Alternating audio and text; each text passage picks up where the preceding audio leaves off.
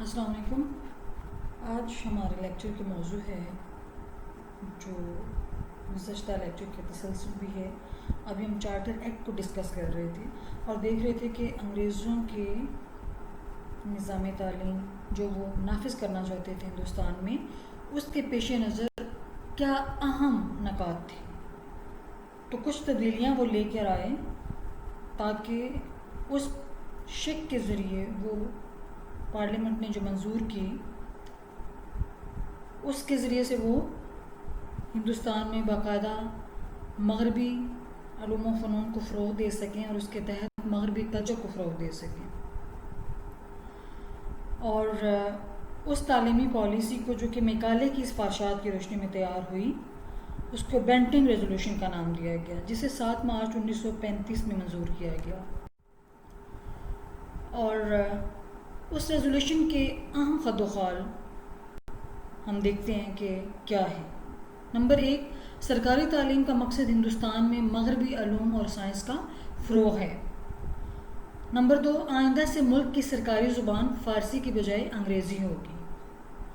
Number 3، ذریعہ تعلیم انگریزی ہوگا. Medium of instruction will be English.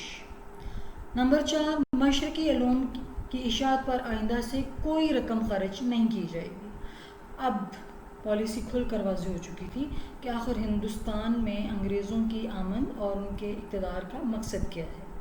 تعلیم کا مقصد لوگوں کو سرکاری ملازمتوں کے لیے تیار کرنا تھا، خاص طور پر نچلی سطح کی انتظامی عملہ کو تیار کرنا، جیسے کلیریکل طبقہ ہے اور چھوٹے گریڈ میں کام کرنے والے ملازمین جو کہ دفتری امور کو چلانے کے ماہر ہوں اور انگریز سرکار کے ہر حکم کو فوری طور پر بجا لائیں.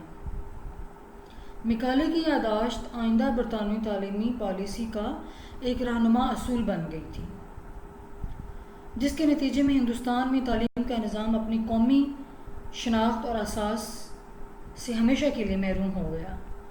1841 میں تعلیم عامہ کمیٹی کو ختم کر کے اس کی بجائے 1842 میں کونسل آف ایجوکیشن قائم کر دی گئی.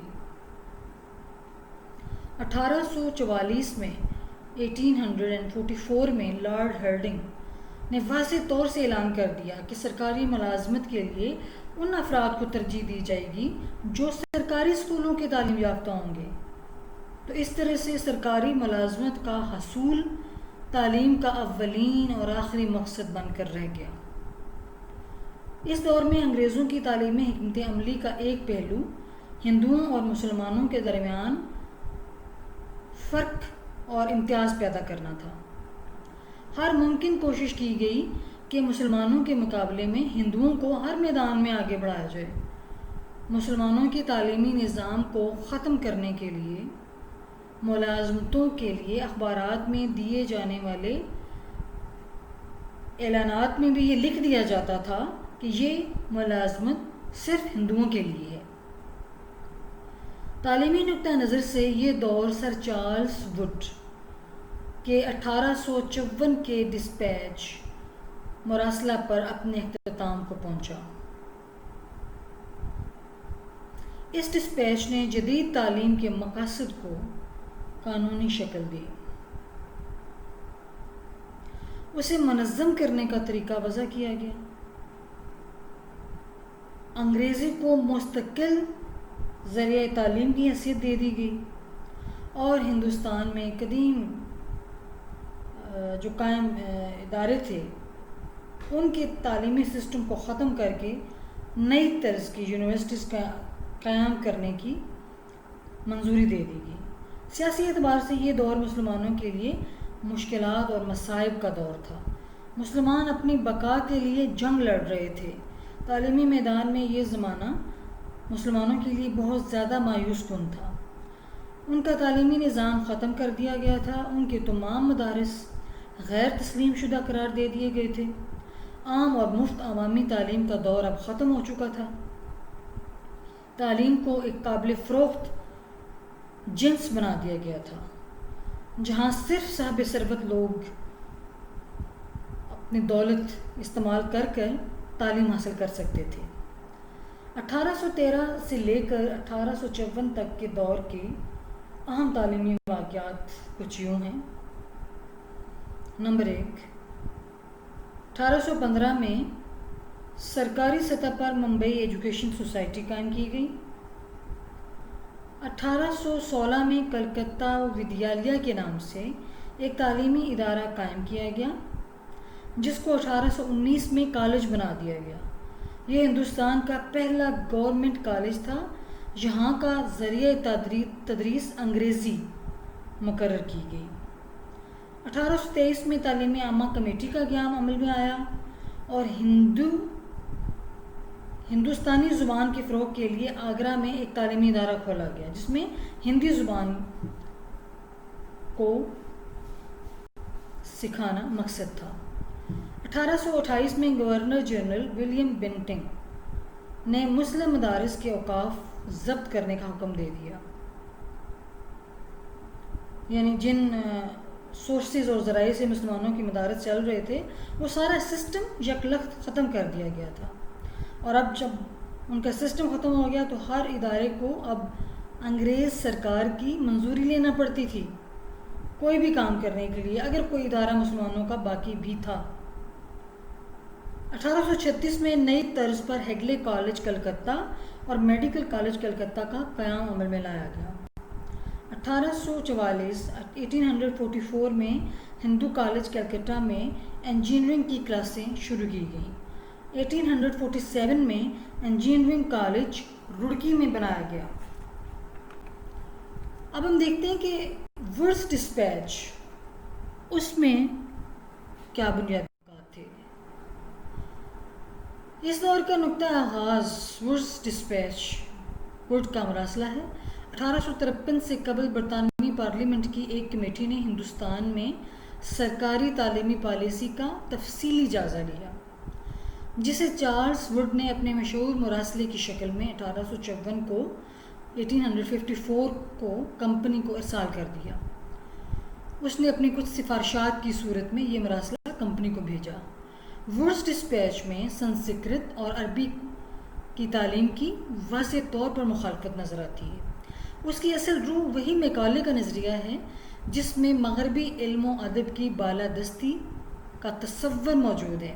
میکالے کی طرح اس ڈسپیچ میں بھی مشرقی علم اور ادب کو غلطیوں کا مرقع قرار دے دیا گیا تھا۔ مقامی زبانوں کو انگریزی کے ساتھ ساتھ ذریعہ تعلیم بنانے کی حمایت تو کی گئی تھی، لیکن ان زبانوں کو جدید علم کے اخذ اور ترجمہ اور تدریس کے معاملے میں نااہل قرار دے دیا گیا تھا، اور اصل میں یہی وہ اقدامات تھے جس کی وجہ سے مسلمانوں کے اندر ایک احساس کمتری نے جنم لے لیا اور اپنی شناخت، اپنی آئیڈینٹی کو سے پیچھے ہٹنے پہ مجبور کر دیے گئے مسلمان، چونکہ اب سرکاری ملازمت کا حصول صرف اس چیز کے ساتھ جڑا ہوا تھا کہ جب تک آپ سرکاری اداروں سے انگریزی میں تعلیم حاصل نہیں کریں گے آپ کسی سرکاری عہدے کے اہل نہیں ہو سکتے۔ اور پھر مسلمانوں کی اپنا ایک مخصوص کلچر تھا، بڑا رچ کلچر تھا جس میں ان کا علم و ادب بھی تھا، عربی زبان تھی اور اردو سے ان کی جو شناسائی تھی اس کو بھی پس پش ڈال دیا گیا، اور یہ احساس کمتری آج تک ہماری قوم کے اندر سے نہیں نکل سکا۔ یہ وہ زمانہ تھا جب برصغیر سے ایسٹ انڈیا کمپنی ختم کر دی گئی تھی اور حکومت برطانیہ پر جو ہے وہ ہندوستان پر براہ راست حکمرانی کر رہی تھی۔ برصغیر کے ہندوؤں نے خود کو برطانوی حکمرانوں کے ساتھ مکمل طور سے ہم آہنگ کر لیا ہوا تھا، کیونکہ ہندوؤں کی تو یہ سرشت ہے کہ وہ اپنے فائدے کے لیے کسی بھی قوم کے ساتھ بہت جلدی گھل مل جاتے ہیں، لہٰذا پہلے وہ مسلمان حکمرانوں کے بعد گزار تھے، اب وہ انگریزوں کے تابع فرمان ہو چکے تھے۔ وہ مسلمانوں پر فوقیت حاصل کرنے کے لیے کسی بھی موقع کو ہاتھ سے جانے نہیں دیتے تھے۔ دوسری طرف برطانوی حکومت کی پوری کوشش تھی کہ مسلمانوں کو اتنا دبا دیا جائے کہ پھر وہ کبھی نہ اٹھ سکیں، کیونکہ انہیں خطرہ تھا کہ مسلمان اگر ایک طاقت بن کر ابھر گئے تو پھر وہ انگریز اقتدار کے لیے خطرہ ثابت ہوں گے۔ تعلیمی نقطہ نظر سے یہ زمانہ وڈز ڈسپیچ کو عملی جامہ پہنانے کا زمانہ تھا۔ اس کے عام خد و خال یہ ہیں: نمبر 1، ہر صوبے میں تعلیم کا محکمہ قائم کیا جائے گا جس کا سربراہ ڈائریکٹر پبلک انسٹرکشن ہوگا۔ یہی ڈھانچہ تقریباً آج بھی ہمارے ہاں کام کر رہا ہے۔ اس کی مدد کے لیے مناسب تعداد میں انسپیکٹر مقرر کیے جائیں گے جو گورنمنٹ کے خرچ پر یا امداد سے چلنے والے اسکولوں اور کالجوں کا ہر سال معائنہ کیا کریں گے۔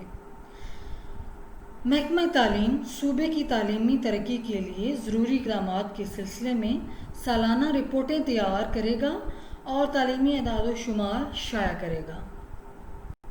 نمبر 3، لندن یونیورسٹی کی طرز پر ملک میں یونیورسٹیاں قائم کی جائیں گی۔ 1857 میں ممبئی، کلکتہ اور مدراس میں یونیورسٹیاں قائم ہوئیں۔ پنجاب یونیورسٹی 1882 میں لاہور میں قائم ہوئی۔ شروع میں یونیورسٹیاں صرف امتحان لینے والا ادارہ تھیں، بعد ازاں ان کو تدریسی ادارے میں بدل دیا گیا، یعنی ان میں پھر کلاسز بھی ہونے لگ گئیں۔